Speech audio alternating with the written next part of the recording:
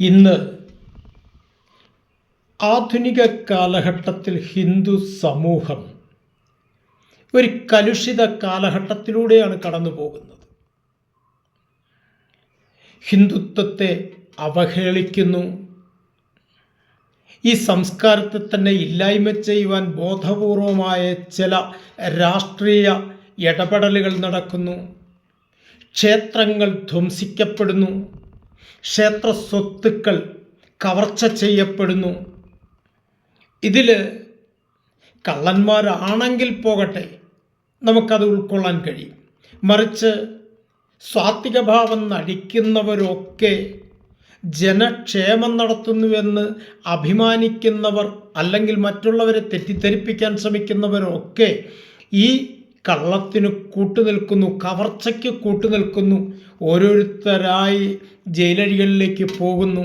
ഇതൊക്കെ നമ്മൾ കണ്ടുകൊണ്ടിരിക്കുന്നു. ഇതിൻ്റെ ഇടയിലാണ് നമ്മൾ ശ്രദ്ധിക്കേണ്ടത് നമ്മുടെ തിരുനാവായിൽ നടക്കുന്ന കുംഭമേള. ഹൈന്ദവ ഉണർവിന് വേണ്ടി, ആധ്യാത്മികമായ ഔന്നത്യം ഓരോ വ്യക്തിയിലും സാധ്യതപ്രായമാക്കുന്നതിന് വേണ്ടി നടത്തുന്ന ഈ മഹാകുംഭമേള അത് ചരിത്ര നിയോഗമാണെന്നാണ് എനിക്ക് തോന്നുന്നത്. പ്രത്യേകിച്ച് കേരളത്തിൽ നടക്കുന്നത്, തിരുനാവായിൽ നടക്കുന്നത്, മാമാങ്കം നടന്നിരുന്ന സ്ഥലത്ത് നടക്കുന്നത്, അത് ചരിത്ര നിയോഗമാണ്. അതൊരു യാദൃച്ഛിക സംഭവം ആണെന്ന് ഒരു പക്ഷെ നമുക്ക് തോന്നാമെങ്കിലും ഇത് കേരളത്തിൽ ഇത്തരത്തിലുള്ള ആധ്യാത്മികമായ ഒരു കൂട്ടായ്മ, ഈ ഉണർവ്, ഇത് അത്യന്താപേക്ഷിതമാണ്. ഇത് കാലഘട്ടത്തിൻ്റെ ആവശ്യമാണ്. അതുപോലെ തന്നെ നടക്കുന്നു.